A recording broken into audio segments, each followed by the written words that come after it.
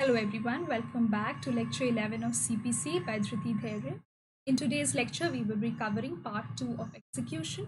In lecture 10, we had started off with the topic of execution, where we had dealt with courts executing a decree, the application for execution, then stay of execution, questions to be determined by an executing court, and the modes of execution. In today's class, as I had previously stated, we would be going into details into the three modes of execution, that is arrest and detention, attachment, and sale. I hope till now whatever we have covered in lecture 10 is clear to you, because that forms the foundation of what execution is. In today's lecture, we are just moving on, building upon whatever we have read in the last class. We are trying to add in more details or go in depth of the three modes. I hope till now that is clear. And apart from that, I hope the last 9 lectures, whatever we have dealt with them, are also clear. There is no confusion in regards to any of the topics dealt there.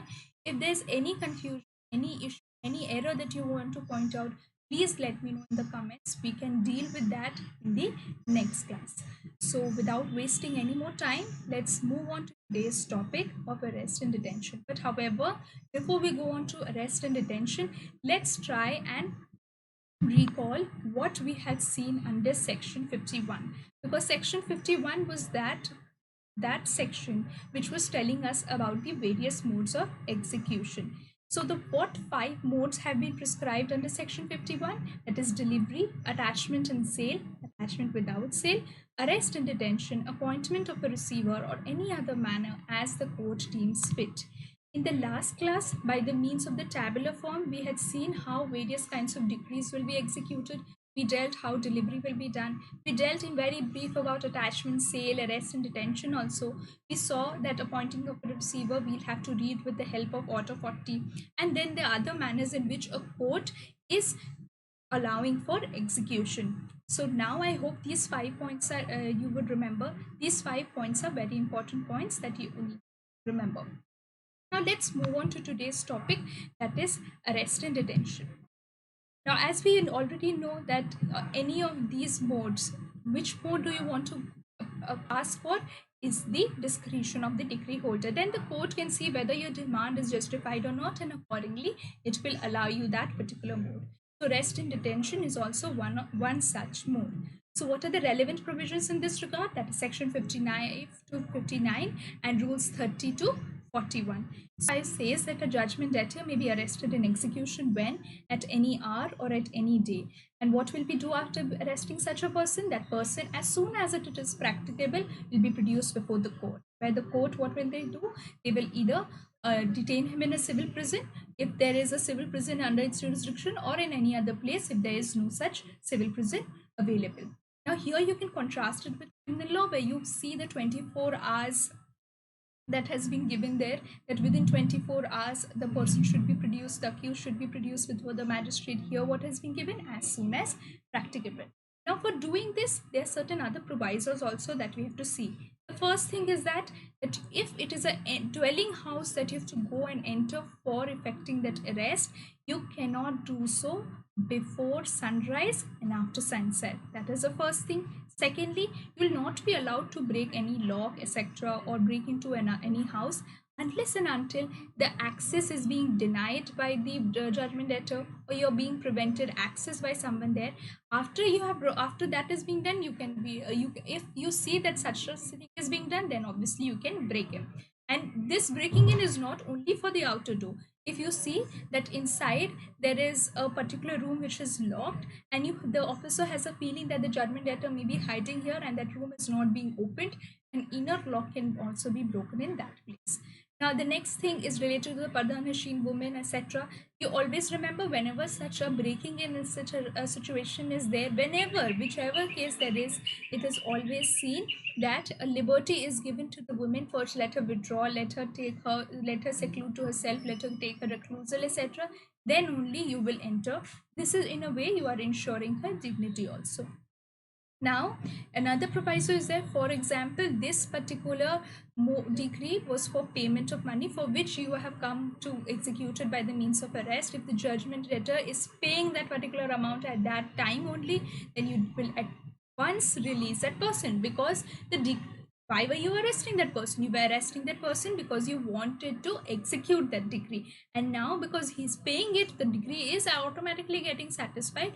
That is why you should automatically release that person.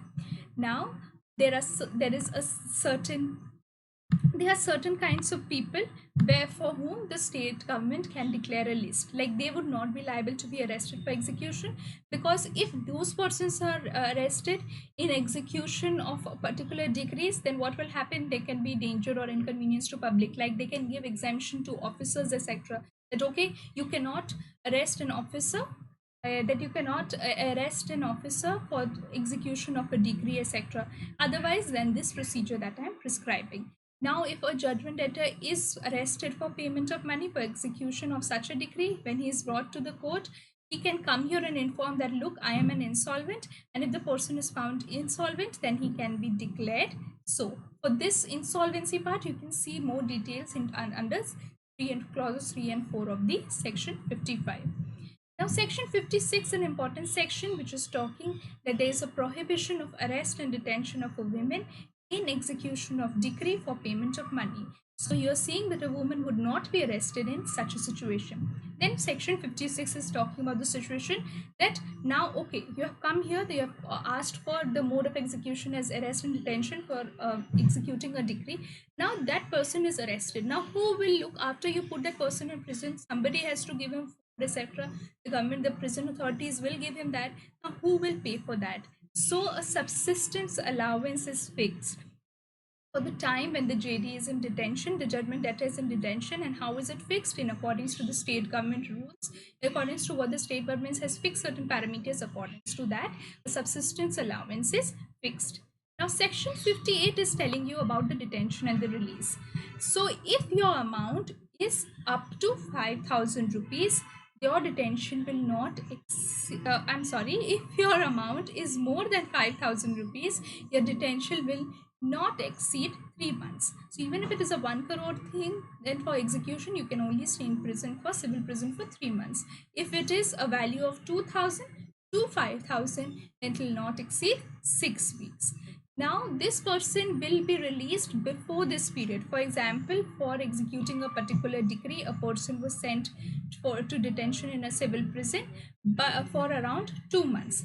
Now the person can be released before those 2 months also. How? If the amount that was mentioned in the warrant, that you have been arrested because you failed to pay such and such amount, if that amount is paid to the officer in charge of the prison, or if that decree is now fully satisfied, or on the request of the person who had presented this application for arresting him, or on the omission of the person who has made the application and paying the subsistence allowance, in those cases the person will be released even before the expiration of his period.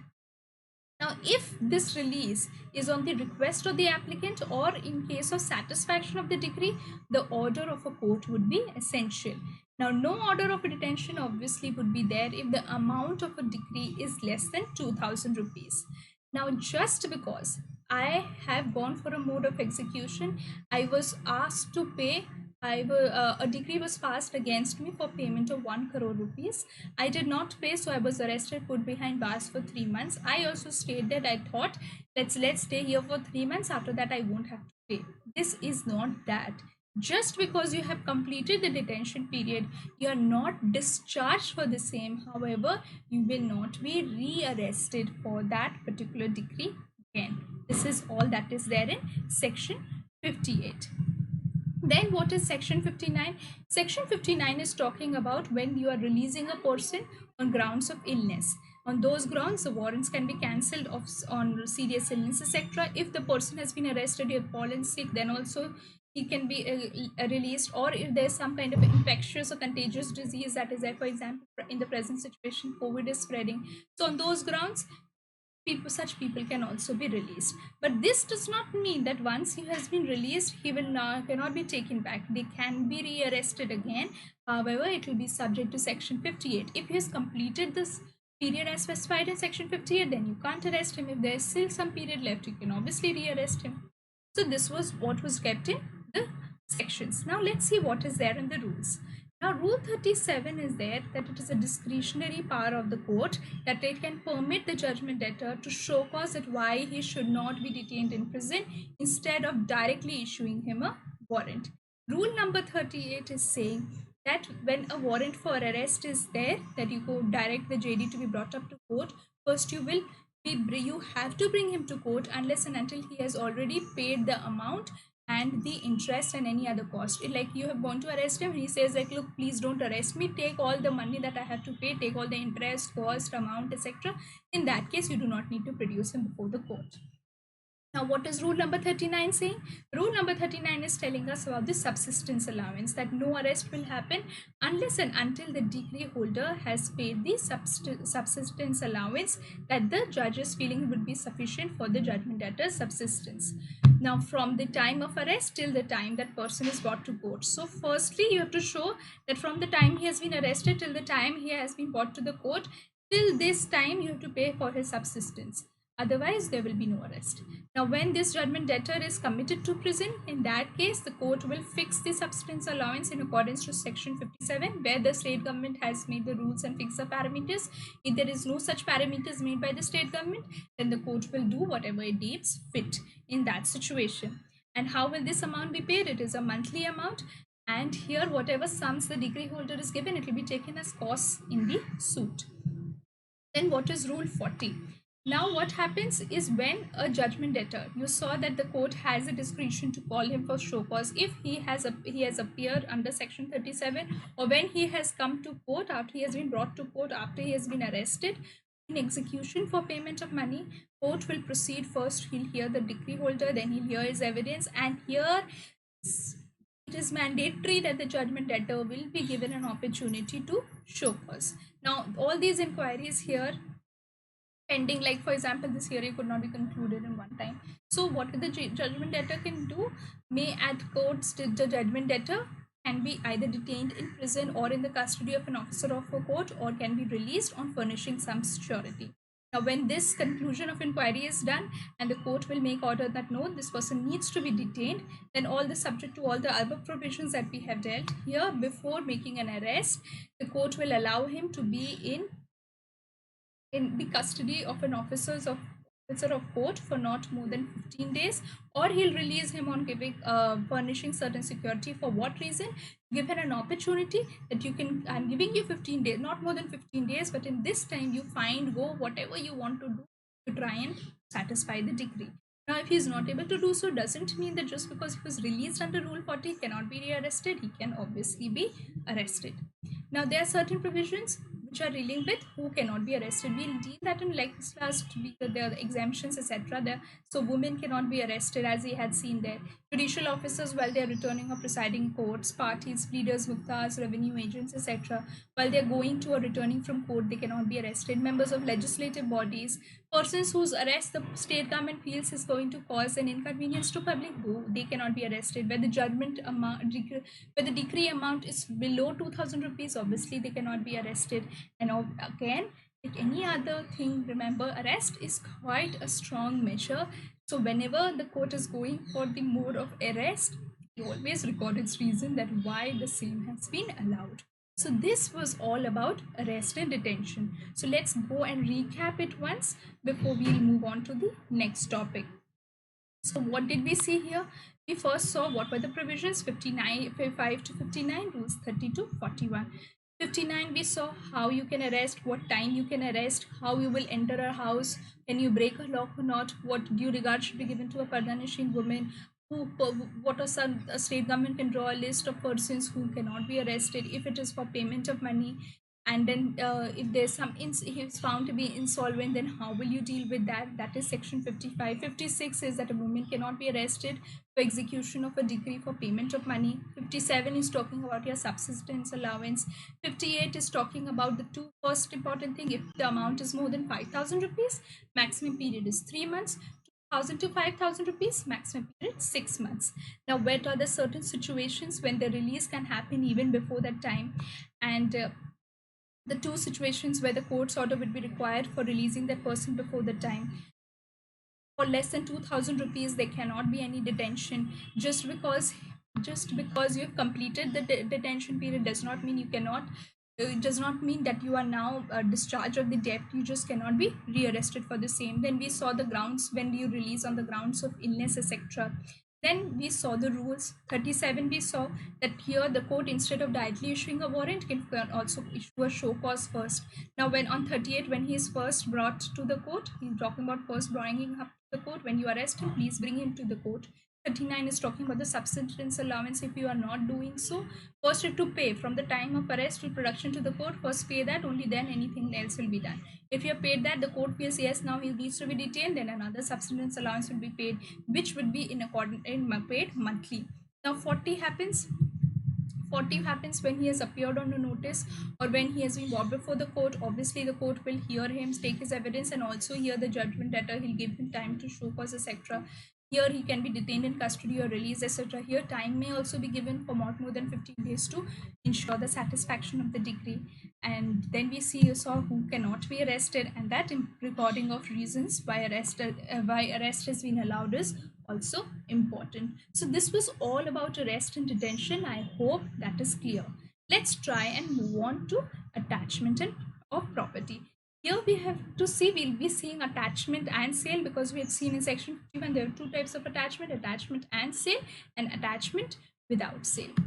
So let's see what are the relevant provisions here. The first one is section 60 to 64, that is falling under your sections part, and rules 41 to 57 of order 21. Let's start with section 60. So before we attach anything, we need to see whether that property can be attached or not. This, what kinds of property can be attached and what cannot be attached, we would be seeing under section 60. When you open the BER Act, you'll see it's quite a long order. I have tried to condense it as much as possible, and let's try and see. So section 60 says that what are the properties liable to attachment and sale in execution of decree. The first thing, land, houses, buildings, and goods, that you can take as one category. Just to remember, you can take it as one category, land, then houses, buildings, and goods. Another category, you'll see about the money type of things like money, banknotes, checks, bills of exchange, hundis, promissory notes, government securities, bonds, other securities for money, debts, shares in a corporation. You can read it as one category. Then the third, that if subject to all the exceptions that are given, all other saleable property, whether it's movable or immovable, which is held in the name of the judgment debtor by himself or by another person in trust for him or his behalf, can be attached. So in three kinds of categories, we have seen what are the properties that are liable to attachment. First is land, houses, buildings, goods. Second is money, banknotes, checks, bills of exchange, hundis, promissory notes, and other such things. Third is that subject to exceptions, all other saleable property, movable or immovable, held by the judgment debtor in his name or by another person in trust for him on his behalf or on his behalf. So we saw what can be attached, but it is also very important, more important to see than what is to be attached is to be seen what is not liable to be attached or liable to be attached or sold. And this is dealt in the proviso to section 60. The first thing is necessary wearing apparel, cooking vessels, bed, etc. of the judgment debtor, wife and children, and any personal ornaments of religious use of the woman. Like, let's try and understand it a little logically. Just because I owe a debt to someone, the court has also has taken the decision that yes, I do owe a certain amount of money to someone. It does not mean that the court will rob me of all my dignity. I need some necessary wearing apparel. I need to eat. I need to sleep. There are certain objects that have no value, that have no value when attached, but have a great importance religiously, spiritually, etc. So my wearing apparel, necessary wearing apparel, cooking vessels, beds, and other such things are exempt from it. Personal ornaments of religious use, like a Mangal Sutra or any other indication of a marital symbol for a woman, etc., are not liable to be attached. Now let's move on to the next category, which is the tools of an artisan. If that artisan is an agriculturist, for example, then his cattle, implements of husbandry, steel, etc., by which he is earning his livelihood, and that portion of produce which has been exempted by section 61, that cannot be attached. Just try and understand it logically. You cannot take away, just because he owes money to someone, you cannot take away his everything, that he cannot live only from this day. You leave something for him. So for an agriculturist, his biggest asset is his cattle, his implements of husbandry, etc. If that also is attached and sold, how will he live for the another day? This is why it has been left. Now, in cases of the next category is in the case of an agricultural laborer, domestic laborers, etc., their houses and buildings are also left untouched. Again, see it from the same perspective. Then books of accounts. You cannot take and see somebody's book of accounts. How will he know what is left, etc.? Then any right of personal service is also exempted. Any stipend, gratuity, and other amounts of pensioners are also exempted. Then wages of laborers or domestic servants, whether you are paying them in cash or kind, that also cannot be liable to attachment or sale. And then this is an important part. Why this is an important part? Because a lot of questions come from here. So for example, you get a particular salary. What part of your salary can be attached? So first thing you have to see that if I am earning 10,000 rupees, then my first deduct 1,000 rupees from the same. So out of 10,000 rupees, first 1,000 rupees remove. You cannot attach it. Then from the rest 9,000 rupees, the 2/3 of the amount is exempted. So how much would be left? The 2/3 of the amount is out of 9,000 rupees, the next 6,000 rupees is exempted. That is a total of 7,000 rupees cannot be attached, and the rest 3,000 can be attached. When? If it is a decree other than for maintenance. This is very important. But in a maintenance decree, only 1/3 is exempted. That is, out of 10,000, only 1/3 of the 10,000 will be exempted and the rest can be attached. This distinction always remember. So if somebody asks what is a property that can be attached, what is the portion of salary that can be attached, then you will remember that first deduct a particular 1,000 rupees from that salary, then deduct after deducting 1,000 whatever is left, then deduct 2/3, and then whatever is left would be the portion that can be attached. If it is a maintenance decree, then only remove the 1/3, the rest 2/3 can be attached.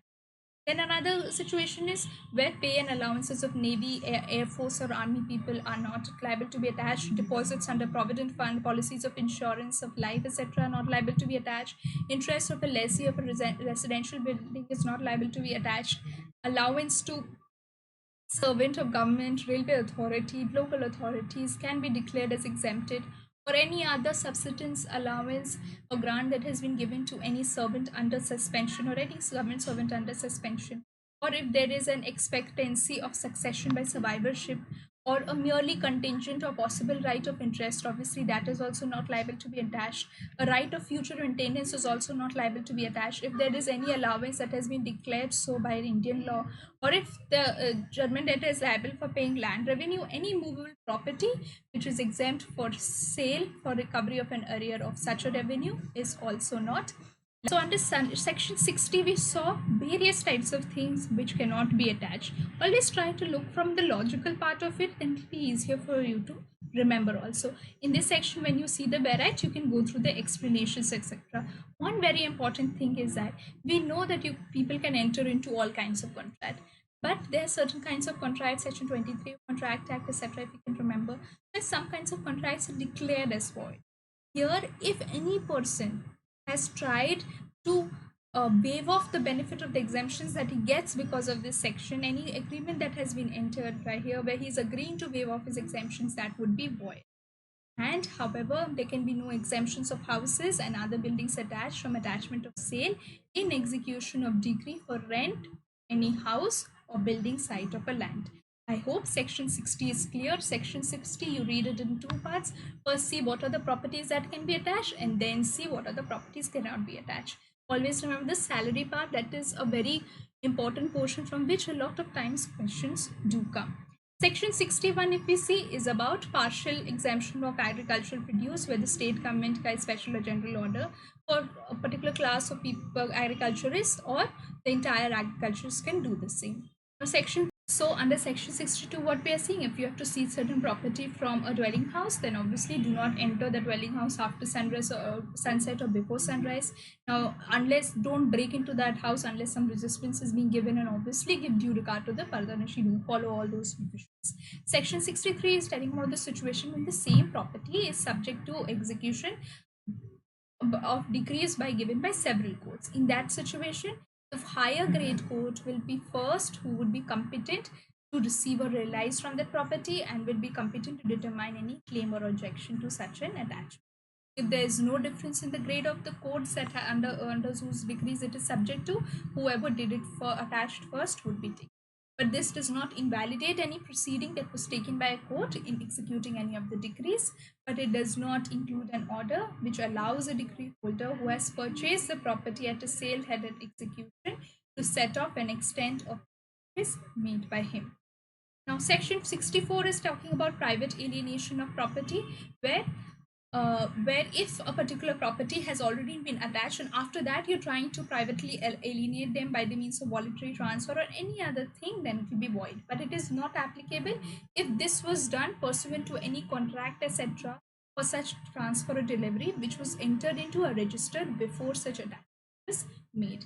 This was all about these sections relating to attachment in respect of. But first kind of property we are seeing, movable property other than an agricultural produce which is in the possession of the judgment debtor. How do you attach it? You actually seize it. If it is subject to speedy decay or expense in keeping it is exceeding its value, then sell it. Now, if a movable property is consisting of livestock, agricultural implements, or any other articles which you cannot conveniently attach, then you leave it in the custody of a respectable person like a custodian. Now then, if it's a movable property which is not in the judgment debtor's possession, then there will be an order which is prohibiting the person in possession from giving it to the judgment debtor. Now, if there is a negotiable instrument which is neither in the court or the custody of a public officer, then you have to actually seize it and bring it to the court. Now, if there's a debt which is not secured by a negotiable instrument, then there will be again an order which prohibits the creditor from recovering the debt and the debtor from paying the debt.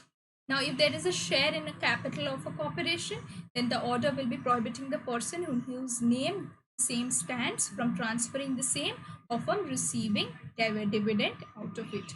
If there is a share or interest in a movable property belonging to the judgment debtor and another as co-employees, then notice will be given to the judgment debtor which would prohibit him from transferring or charging on it. If it is a salary or the allowance of a public servant or a private employee, it will obviously be subject to section 60. You'll see what amount is exempted, etc. And then it can be withheld in one go or in installments. If it is a partnership order, then how would you do partnership property? Then first, you can charge the interest of the partner in the partnership property, or you can appoint a receiver of the share of the partner in the profits. You can direct accounts and inquiries in the same, or you can order the sale of such an interest in relation to a partnership property.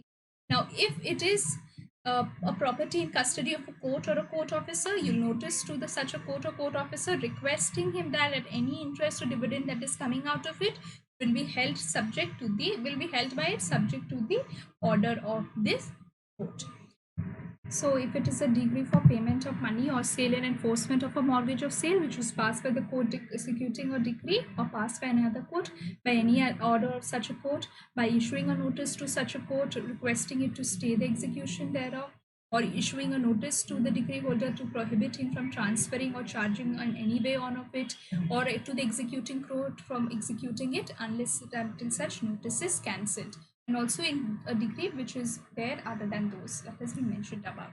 Then if it is a case of a agricultural produce, then you can affix a copy of the warrant. If it is a growing crop, then on the land on which it was grown, that can be produced. If it is a ready crop, then the place where it is lying. Also, you can affix a copy on the house where the person is residing or is carrying on business or personally works for gain or had last resided, etc. Then, and if it is for application of growing crop, then you will specify the time at which it is likely to be harvested, and this will help the court to make necessary arrangements for the same of the crop. Then if it is an immovable property, then an order which will prohibit the judgment debtor from transferring or charging it in any manner, and all such persons from taking any benefit from such transfer or charge. So these were the 13 types under which you could see that how such kinds of properties like immovable property, agricultural produce for decree for payment of money or sale and enforcement of a mortgage or sale. Here the actual decree is only being attached. Property in custody of different persons, etc. We have seen in the table. Now one important thing that we see here is that of the concepts of a percept. Percept is dealt under section 46. Percept is an order or command given by the court. What is happening in a percept is that here what the decree holder is doing, it is applying to the court which has passed the decree that and which has passed the decree, or to a court which is competent to execute the decree, that please attach any property um, please attach any property belonging to the judgment debtor, and the same will be specified in the precept. Now, what are we doing here is that the decree holder is applying to the court, the court which has passed the decree. This court will now send a percept to another court which can execute the same, that please attach such and such decree of the judgment holder, which property I have mentioned in the percept. Now, the court to which this percept was sent, now it will proceed as per the normal provisions of attachment. Now, here you have to see that no attachment will continue for a period for more than 2 months unless it is extended by the court by whose order by the court who passed the decree, or unless before the determination of such an attachment the decree has been transferred to the court by which the attachment has been made, and here the decree holder is applied for the sale of the property. Now, what are we trying to do here by the issue of a percept is that we are getting an interim attachment. We are not going for a full form process of attachment. We are going for an interim attachment of the judgment debtor's property which is situated in the jurisdiction of another court, where it is apprehended that the decree holder might be deprived of that particular benefit. It is just a step in the execution process. It is not a transfer. This is why the limitation of 2 months period is there. So in simple terms, we understand percept how the decree holder is applying to the court which passed the decree. The court which passed the decree sends a percept to a court which would be capable to execute the percept, that please attach such and such property of the judgment debtor. Why? Because this property is not under my jurisdiction, it is under your jurisdiction, and I wanted an interim attachment so that the decree holder is not kept away from the benefits of his of that particular property. As we already know that this execution process is quite a jurisdictional matter. Like a court cannot go and execute a decree beyond its jurisdiction. That is why there's a power to transfer it to someone, etc. But please remember that in a percept, it is just a step in the execution process. A percept is not a transfer of the same. Now, there's another concept known as garnishee, which has been dealt under rules 46A to 46I of Order 21. Now, who is a garnishee? He is the judgment debtor's debtor. That is, this person is to pay some money to the judgment debtor. He owes some money to the judgment debtor or owes some movable property. This garnishee rules were amended and included in the 1976. So, Rule 46A says a notice to a garnishee. Now, the court may, in a case of a debt other than a mortgage or charge which has been attached by a court under Rule 46, upon application of the attaching creditor, issue notice to the garnishee, whoever is liable to pay a debt, to pay in court whatever is due to him or how much that would be sufficient to satisfy the decree and cost of the execution, or come and show that why he should not do so. Now, whoever is presenting such an application for a garnishee order will give an affidavit that he believes that yes, this particular person, that the garnishee is indeed indebted to the judgment debtor. When that amount which is due, or the money paid by the garnishee in court, has been paid in court, the court may direct payment of the sum to the decree holder as to satisfaction of decree and cost of execution.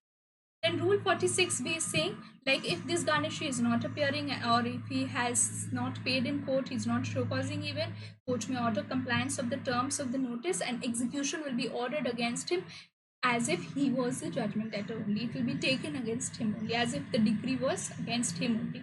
Then for Rule 46C is talking about the trial of disputed questions. When the garnishee is disputing his liability, then the court may order that any issue or any question necessary for determining that same liability shall be done. It will be tried in the same manner as if it was issued in the suit, and upon such determination, such orders can be made as it deems fit. Now, if it deals with the sum of money which is beyond its pecuniary jurisdiction, it will be sending the execution court to the court of a district court to which it is subordinate, who will then transfer it to some competent court. Then what is Rule 46D saying? If the debt is belonging to a third person, when it appears or is suggested that this lien or it is a charge of a third person, then that person will be ordered to come, state the nature and particulars of his claim, and he may be asked to prove anew. Then Rule 46E will be saying that in regards to the third person, if he is appearing or doesn't appear, court is competent to pass order as it deems fit. Rule 46F is saying payment by garnishee to be a valid discharge. Now, any payment that has been paid by the garnishee, it will be valid discharge not only against the garnishee but also against the judgment debtor and any other third person who was ordered to appear in the court. Even though this decree in execution in which 46A was used or any such order was passed was now further proceedings were set aside or reversed, but it will still be taken that this payment was a valid discharge. Now, Rule 46G is talking about the cause, that is the discretion of the court, and Rule 46H, that will be appealable as if it is a decree, and Rule 46I is talking that it is also how this particular garnishee provisions will apply in the case of negotiable instrument. Now, there are two rules that we need to see, that is Rule 41. A judgment debtor can be examined as to his property. If it is a decree for payment of money, then the decree holder may apply that a judgment debtor or an officer, if the judgment debtor was a corporation or any other person, they can be orally examined. So what are the debts that are owed to him? What is his property? And then the court will make an order of appearance, examination of them, and all the order for production of certain documents, etc. Now, if it is a decree for payment of money, till 30 days it has remained unsatisfied, then on the application of the decree holder, and they'll require the judgment debtor or his officer, etc. to come and make an affidavit that why he has not done so. If he does not disobeys, he is not coming, court will which made the order or court to which was transferred, here they can directly order his detention in civil prison for a term not exceeding 3 months, unless before expiry of the term the court has ordered his release. Now, in a case where the attachment is in the case of a decree for rent, mean profit, or the amount is yet to be determined, the property will be attached as if it is an ordinary decree for payment of money, even before the amount has been ascertained, etc. So here, let's try and recap before we can go into adjudication of claims and objections. So what did we see in attachment? What did we see in attachment provisions? In attachment provisions, first we saw under section 60 what are the properties liable to attachment, what are the properties which are not liable to attachment and sale. Please see that, especially the salary provisions. Then 61 we saw about the agricultural produce, how 62 about how you enter the dwelling house, etc. If 63, when it is the property is attached in execution of several codes, what will happen there, that we saw. 64, the private alienation after something has been attached would be void. Then in this table we saw the different kinds of properties and how the same is being attached. I hope this table is clear and has made it easier for you to understand. We had seen 13 of such kind of properties. Then what did we move on to? Then we saw what is a percept. Percept, please remember, it is a command given by a court to another court to please attach certain property belonging to the judgment debtor. It is done on the application, and in the percept only which property has to be attached is given. Percept and garnishee. Garnishee here, the difference you have to also remember, and also remember percept is under section 46, garnishee is under rules 46A to 46I. Both are 46, but one is a section and one is rule.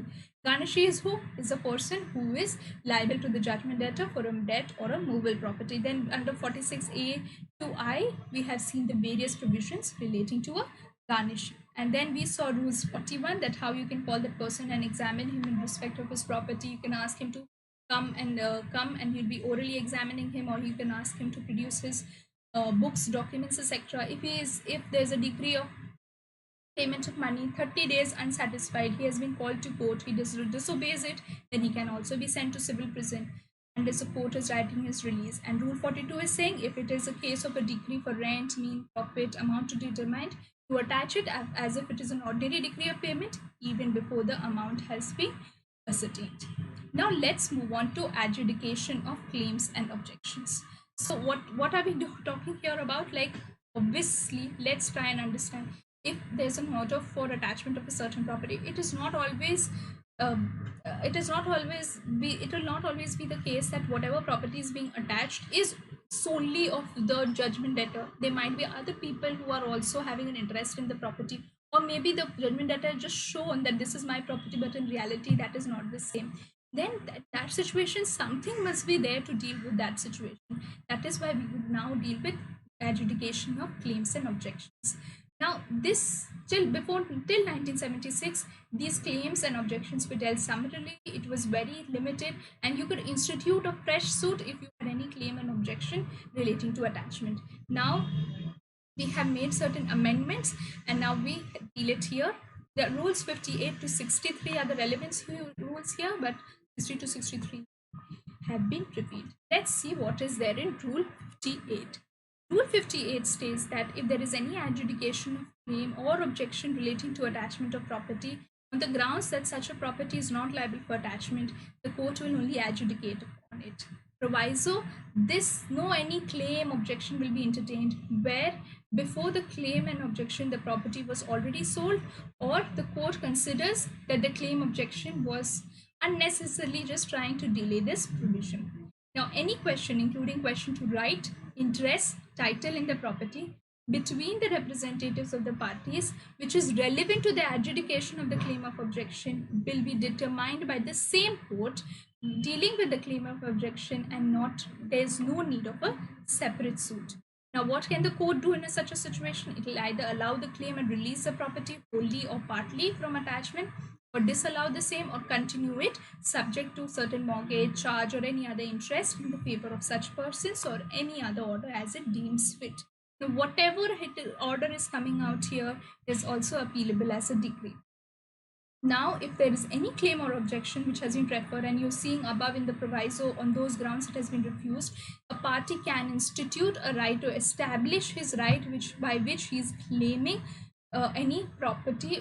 He's trying to claim something in the property in dispute, but this would be subject to the order which has been refusing to entertain the order, a claim or objection. That order would be conclusive. So what is the meaning here? Like, for example, you have taken some particular property is being attached. You said no, I have, and this property was sold. Okay, this property got sold, and you came and said that no, this is my property, please, it's not liable for attachment. But the court said, okay, I'm sorry, but it has already been sold. In this situation, your claim has been refused. However, you can go establish your right in any other dispute. But this, whatever that suit would be there, it would be subject to an order which was made under Rule 58, because that order would be conclusive. Now, what is Rule 59? Now, if stay of sale, Rule 59 is talking about the stay of sale. If before the claim of objection there was an advertisement of sale for a movable property, then you can make an order for postponing the same pending the claim or objection. If it was an immovable property of which the sale was made, then it will be stayed. That it can maybe the property can be sold, but will not be confirmed, and will be subject to the pendency of this suit, subject to whatever the result of this suit under which the claims and objections were dealt, or the order in which the claims and objections are finally being decided upon. So this was relating to adjudication of claims and objections. I hope you can understand what we have dealt here. Rules 58 and 59 are important under this head. Now let's start with the third mode of execution, that is sale. I'll directly move to the provisions under this head. The relevant provisions here are section 65 to 74 and rules 64 to 106. Section 65 deals with the purchaser's title. Now, if somebody had purchased an immovable property which was sold in execution, that sale, the day it becomes absolute, it will be deemed to be vested from the day the property was actually sold. So if the property was actually sold and it was subject to a result of a particular suit or a proceeding, and it became absolute on another day, but it will be deemed that that sale was absolute from the day it was actually sold, from the day it was first sold. Okay, from that day only it will be deemed to be vested. Now, section 66 says that a suit against purchase is not maintainable on grounds of purchase being on behalf of the plaintiff if the same was certified by the court. When we go into the rules part, we'll see that generally when certain property is sold in execution, the plaintiff is not allowed to purchase the same. And this cannot be made on the ground for making that this particular purchase is not maintainable. That just because it was on behalf of the plaintiff.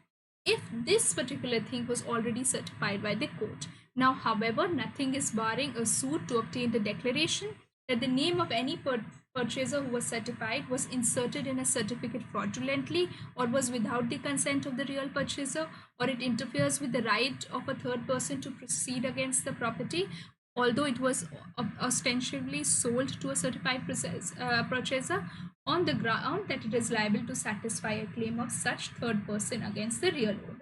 So you remember, suit against a person purchase will not be maintainable on the ground that the ground of purchase was done on behalf of the plaintiff if the court has already certified the same. But this will not bar any suit for getting a declaration that this name has been inserted fraudulently or is without the consent, etc.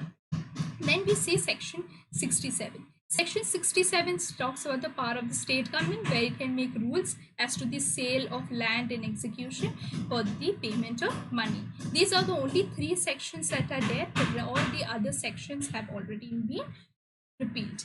Now we'll move on to the rules part. First, I have broken it down. First, we'll deal with sort of the general provisions relating to sale that are dealt under section 64(2). So we'll now see rule 64 to 73. First, we'll see the general rules.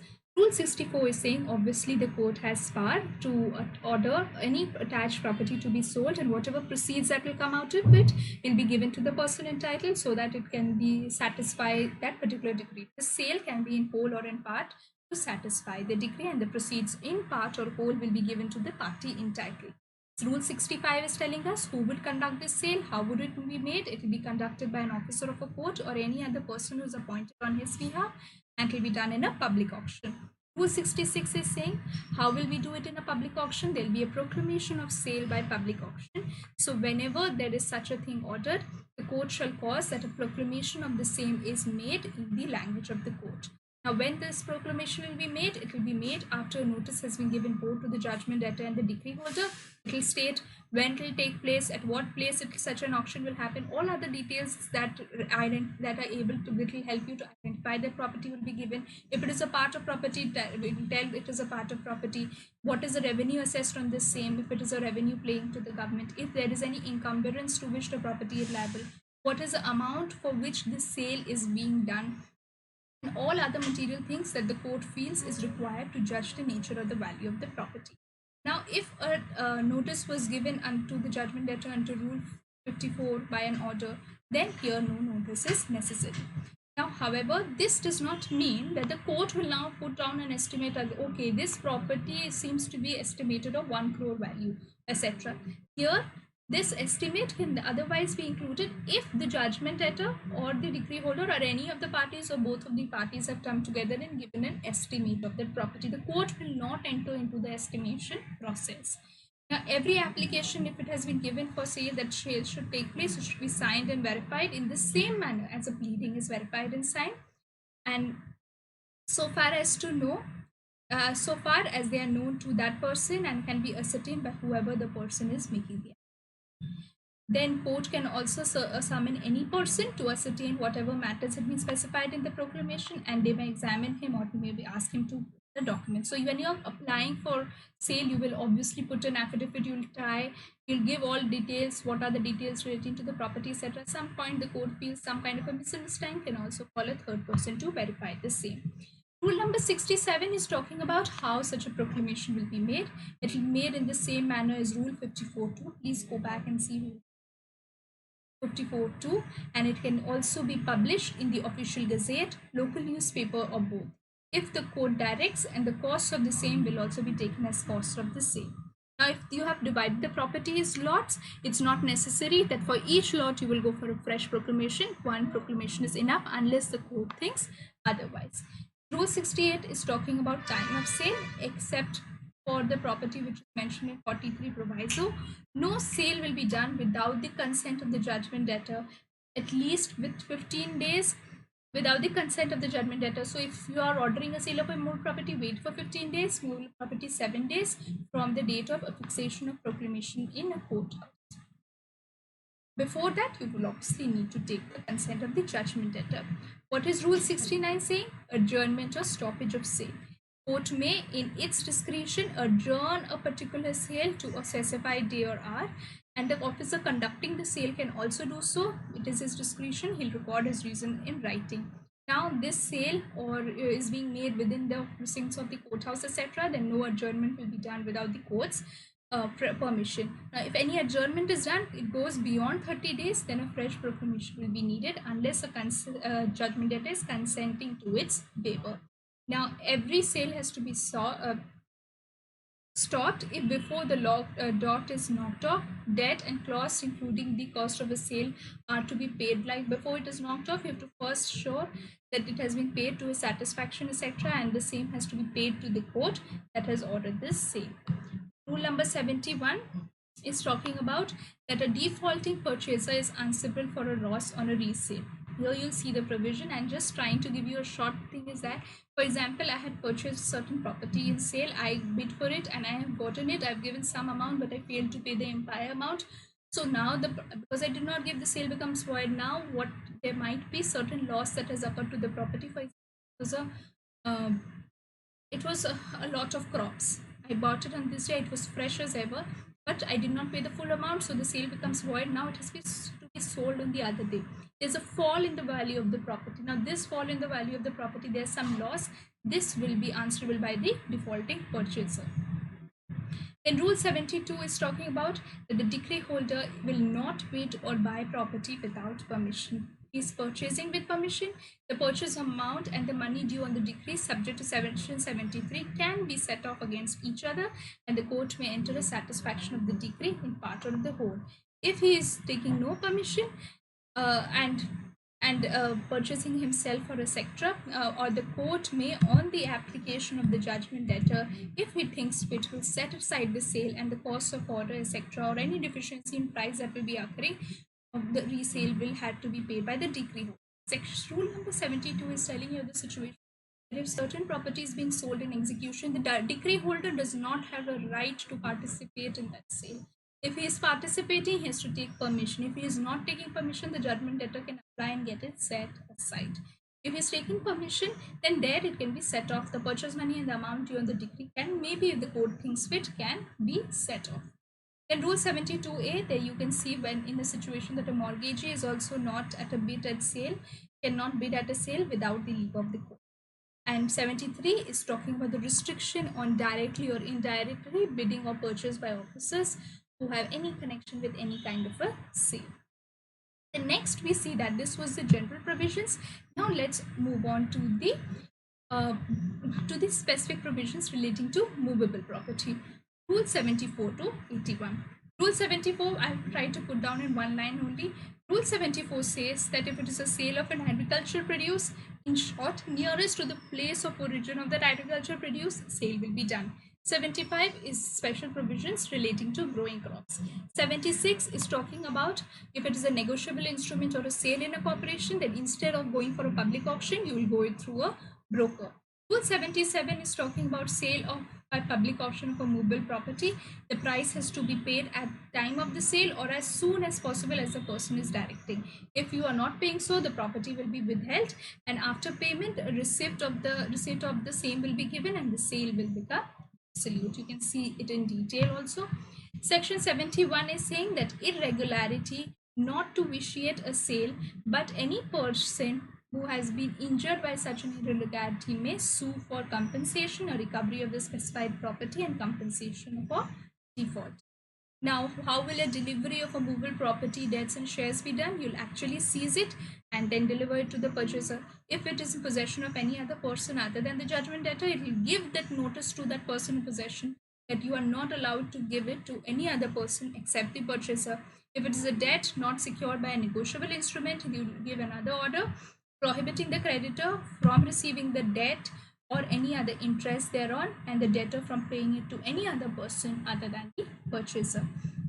Now, rule number 80, if there is a transfer of a negotiable instrument and share, like a share in a corporation, then you order prohibiting the shareholder from transferring it to any other person except the purchaser, or receiving any dividend or interest thereon, and the officers of a corporation will not be allowed to permit such a transfer or making such a payment to any other person other than the purchaser.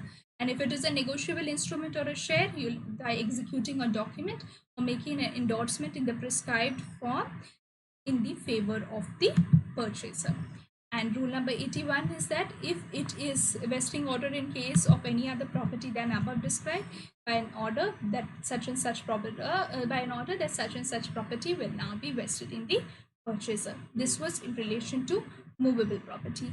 Next we will see immovable property. That is rules 82 to 96. Now rule 82 is saying that any court can order sale of immovable property except that of the small causes court. Rule 83 is saying that a postponement of sale can be done so that the judgment debtor can go and raise the amount of a decree. Some sufficient time as the court may be, think proper and give a certificate that look, I'm giving you such a time that you can go and try and satisfy the decree or raise the amount that is needed. Rule 84 is talking about the deposit by purchaser and resale on fault. Now, on every sale of a movable property, immediately after the declaration that okay, now it is being to be sold, 25% of the amount has to be purchase amount has to be given to the officer or other person. If it is being defaulted, then the property will be resold. 85, full payment of time, it should be paid by the 15th day from the sale of the property. If I am selling it today, by the 15th day, the full amount should be deposited in court. Rule 86 is talking about if there is a default in such a payment, the deposit may also be defrayed after whatever expenses are there. It can also be forfeited and then the property will be resold, and defaulting purchaser will forfeit all claims etc. or on the property which was now resold, on any part of the sum for which it was now resold. Rule 87 says now if there is a resale to happen, then it needs a fresh proclamation. 88 is talking about any co-sharer will obviously have a preference in any bid. Try and understand the logical way. Obviously, if it is a property where 4 people are already residing, one person against one person, a part of the property has to be sold. Obviously, it will be more convenient if one of the 3 persons are given a share there instead of making a stranger enter the same. That is why we have such provisions in law. You'll see it in other situations also, in other laws also, that's the bid of a co-sharer or somebody nearby is also recognized. Then rule 89. Then rule 89. Rule 89 is when application to set aside sale and deposit. So if any person has an interest in the property, when the time of being sold, you can apply to the court that please set aside the sale. I'm depositing the amount. Now you have to purchase to the purchaser an amount equal to 5% of the purchase money first, and the payment to the decree holder that the whatever the amount was specified in the proclamation of sale for the recovery by sale, whatever was ordered. So if you have an interest, you want it to be set aside, first give 5% of the purchase money to the purchaser and give all the amount that is specified there to the decree holder first, and then that will be. If an application is made under rule 90, you'll see what is there in rule 90. If you have made an application under rule 90, you cannot come here also unless you're first withdrawing the rule 90 petition. Now just because this such a thing has happened, it will not relieve the judgment debtor of any liability of costs and interest which are not covered by the proclamation. Now what is in rule 91? Now application to set aside sale on ground of irregularity of fraud. If a decree holder or a purchaser or any person who is entitled to share in rateable distribution or has some interest affected applies to the court to set it aside, however, first that person needs to show substantial injury and also show that whether this ground could have not been taken before the proclamation of was done, and if it was not, then it can be done by here. And just because there is some kind of an absence or a defect in attachment, that will not be a ground in itself to set aside a sale. Now, what is a material irregularity? Material irregularity is irregularity in the part of the court or the officers in the procedures to be followed. Like you do not issue a notice under Rule 22, or you omitted to publish the sale of proclamation only. These are kinds of material irregularity. Now, what is Rule 91? Then application by purchaser to set aside on ground of judgment debtor having no saleable interest. That is an application that can be made. And rule 92 is talking about when a sale will become absolute or will be set aside. Now, no, if there is no application under Rule 89, 90 and 91, or the same has been disallowed, court will make an order confirming the sale will become absolute. Wherever any property is sold, some claim or objection is pending, no confirmation till the same has been finally disposed of. Where an application has been made under Rule 89, deposit has been made within 60 days from the date of sale, or any deficiency, etc., has been made good in time, then the sale may be set aside. No order will be made unless notice is given to all affected persons, and no suit will be set aside on an order under here shall be brought by any person against whom such an order is made. Like, you cannot bring a fresh suit here to set aside an order. Where third party is challenging the judgment debtor's title by filing a suit against the auction purchaser, then the decree holder and the judgment debtor will become necessary parties. If it is decreed, then the decree holder will first have to refund the amount to the purchaser, and the execution proceedings will revive at a stage at which the sale was ordered. So let's see what happened in section 92 is sale is becoming absolute or is being set aside if there is no application under 89, 90 and 91, or the same has been disallowed. First thing becomes absolute. Any claim or objection pending, it won't become absolute unless the same is disposed of. If under 89 there is application made and it was allowed, then the deposit has to be made within 80 days from the date of sale, or if there is any deficiency, etc., if all the deposits, etc., have been done, then the court may set it aside. Naturally, no order will be made without giving notice to all the affected persons. Now, if you cannot bring another suit to set aside an order that has been made here, this cannot be brought by any person against whom an order is made. Now, if some third person has now come and is challenging the judgment debtor's title by filing a suit against the auction purchaser, he comes to say that this was not the judgment debtor's property in the first place only. So he comes in, the person who has purchased, against him he has filed a suit. In this situation, the decree holder and the judgment debtor also become necessary parties. If this particular third person's title is decreed, decree holder will first refund the amount back to the purchaser, and the suit will go back to the execution stage, at which stage this sale was ordered. And what is Rule 93? Rule 93 is talking when there is a return of purchase money, is a sale of movable property set aside under section 92. Purchaser obviously entitled to repayment with or without cost as the deems fit. Rule 94 is talking about certificate purchaser. When a sale is becoming absolute, court will grant a certificate specifying that such and such property has been sold to such and such person, and also specify the date on which it has become absolute. And Rule 95, if it is an immovable property occupied by the judgment debtor or any person claiming under it, there how will you effect such a thing? You'll put the purchaser in possession and remove any person who is refusing to vacate the same. And what is Rule 96 saying? It is if an immovable property is an occupancy of a tenant or any other person, you affix a copy of the sale certificate in a conspicuous part of the property, proclaim that now the interest of the judgment debtor of this property has now been transferred to the purchaser. So this was a relation to immovable property. I know it has become a little long and hurried, but let's go back and try and rewind what did we see under the mode of sale. So under sale, first we saw section 65, which dealt with the purchaser's title. Section 66, where we saw that a suit for purchase will not be maintainable on the ground of purchase being on behalf of the plaintiff if the same was certified on by the court. Now, it does not bar any other suit to obtain a declaration. And 67 was about the state government's power to make rules in respect of such sales. So this was section 65 to 67. Then we saw the rules. Rule 64, obviously some property which has been attached can be sold and the proceeds can be given. 65 was talking who will conduct the sale, how will it be done? It will be done by public auction. 66 was talking about the proclamation in the language of the court after such a sale has been ordered. You notice both of them, then and in the proclamation all the necessary details and all the such material particulars should be there.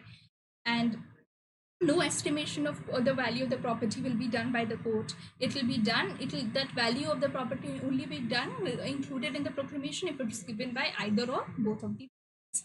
Again, this application for order of sale should be verified and signed in the same manner as a pleading. then other persons can also be called for. So Rule 61 is talking about how such a proclamation would be made by date. Then 68 is about the time. Immovable property 15 days from the date of fixation of proclamation and 7 days in case of a movable property. 69, how will it be adjourned or stoppage will be done. Then if 71, we are seeing that if there is any loss that has been occurred because of the default of the purchaser, obviously the defaulting purchaser will have to make it good. 72, decree holders are in general not allowed to bid or buy property unless they take permission. If they take permission, then the set off also can be done against the purchase money and the amount due. And if they have not taken permission, the judgment debtor can apply and get it set aside. 72A is dealing with the mortgagee will also not be allowed to bid, and 73A is the restriction directly or indirectly on the purchase by officers or persons who have such a duty. Then we saw with respect to the movable property 74 to 81, we saw 74 relation to agricultural produce, how near is to the place of origin. 75 growing crops. 76 we saw through a broker, negotiable instruments and share in a corporation is being done. How the payment will be made in the case where the sale is by a public auction, we are seeing immediately or whatever time is given. Now 78 was what would be the effect of an irregularity. How 79 is how you are delivering a movable property, debts or shares, etc. If it is in possession of someone else, how will you do it? If it is not secured by a movable negotiable instrument, debt which is not secured by a negotiable instrument, how would you do it? Rule 80, where there's a share of a corporation or transfer of a negotiable instrument or share, how that is being done, and how would you vest a certain property other than the cases referred above, then you do it by the means of an.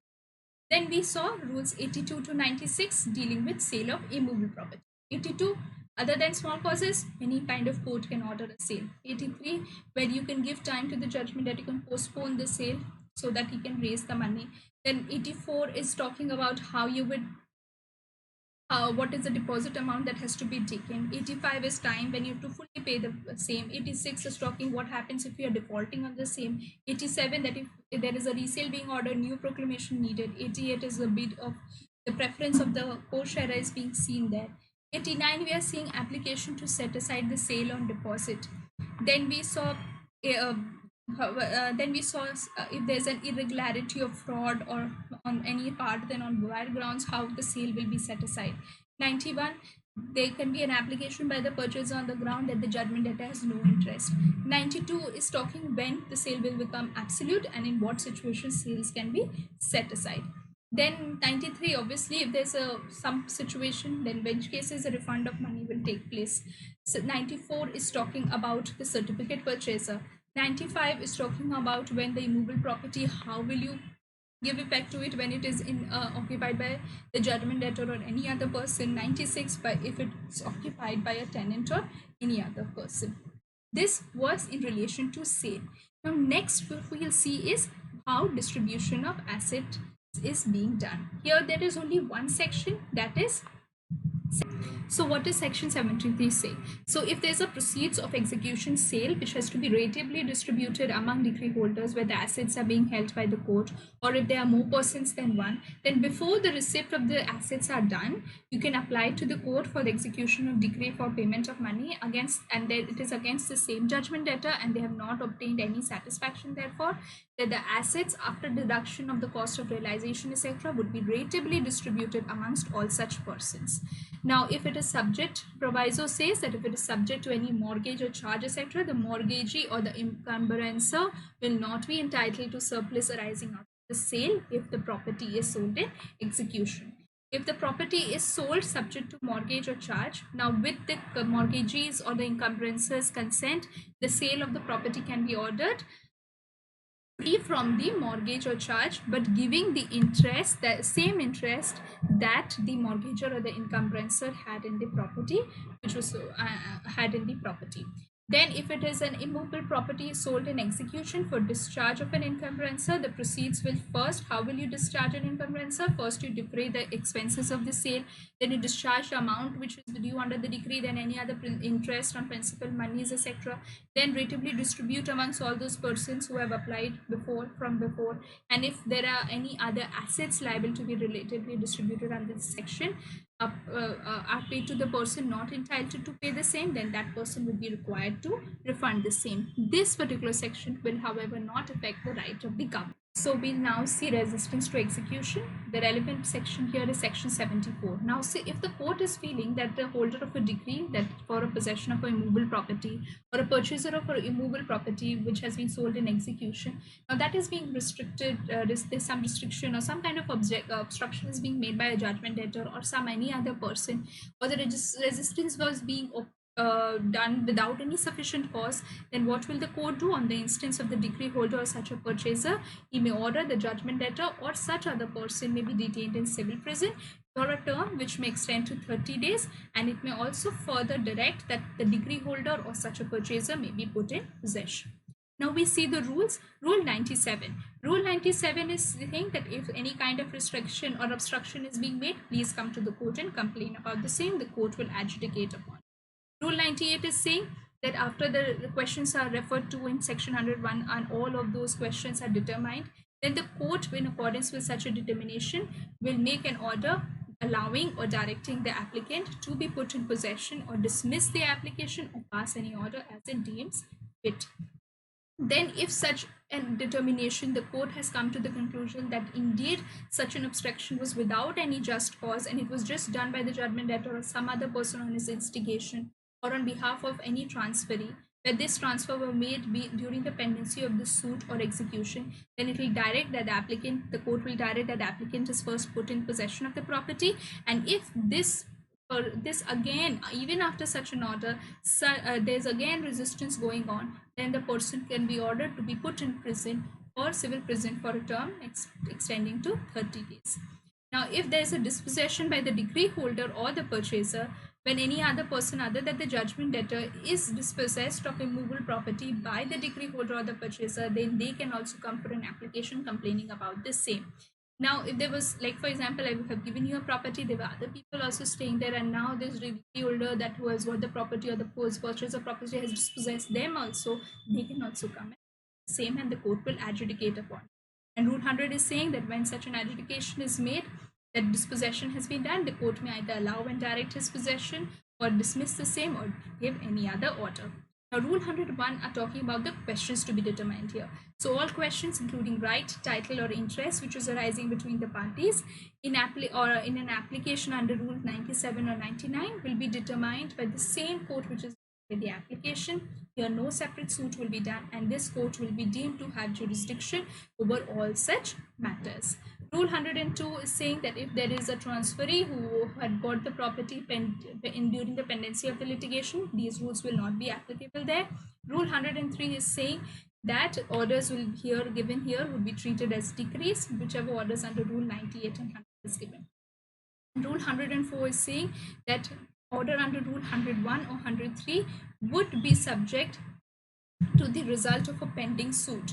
So a suit which has been instituted to establish a right which claims to the present possession of a property. So any such dispossession suit you have filed here, and for the same issue another suit is pending by which where you are trying to establish a particular right, etc., which would also help in deciding the present possession situation, then whatever order is made under 101 or 103 would be subject to that suit.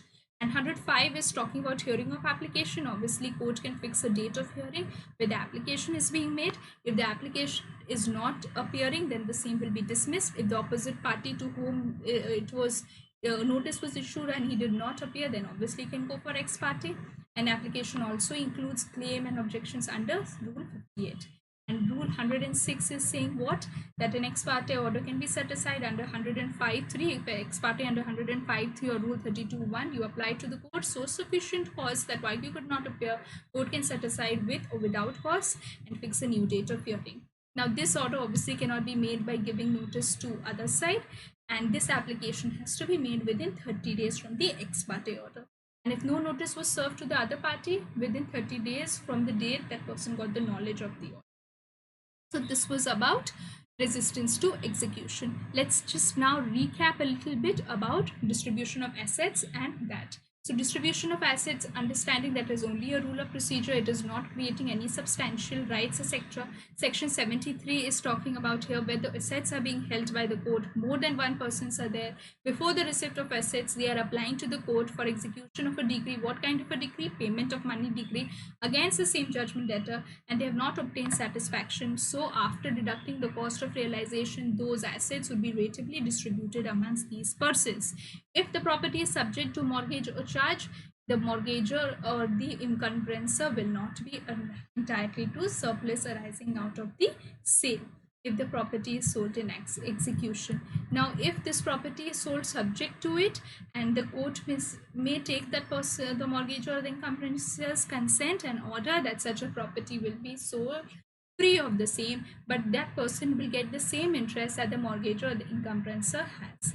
Now, whenever an immovable property is sold in execution, for discharging the encumbrancer, proceeds how will we apply? First, for the expense of the sale, then the amount due will be done, then the interest and the principal monies due on subsequent encumbrances will be taken, and then ratably among the holders of decree for the payment against the same judgment debtor, and against those people only who had applied prior to the sale of property for passing the same and they did not get any satisfaction.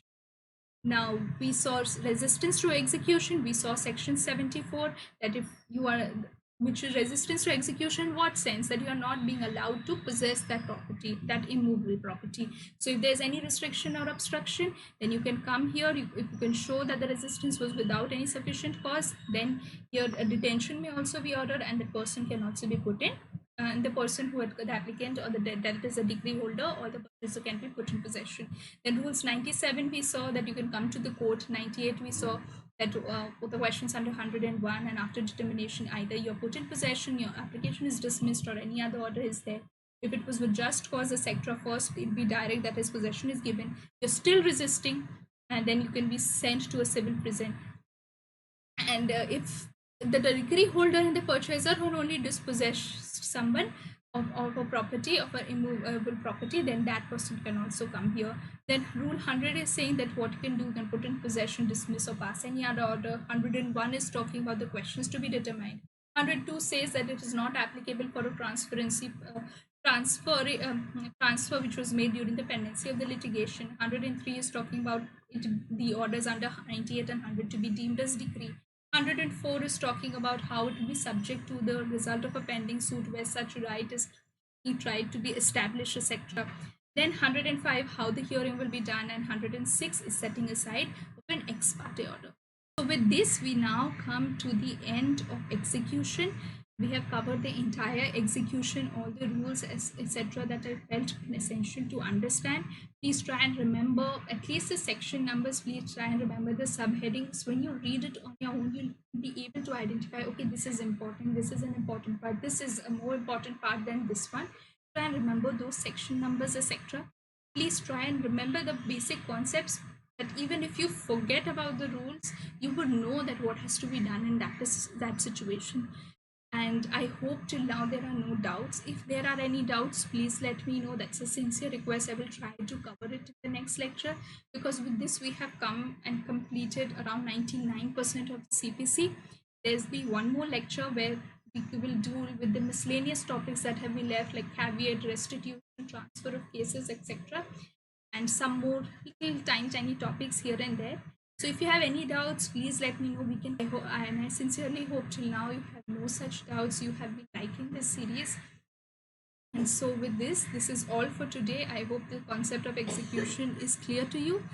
Let's meet in the next lecture, which would also be the last lecture in the CPC series. That's it for today. Thank you.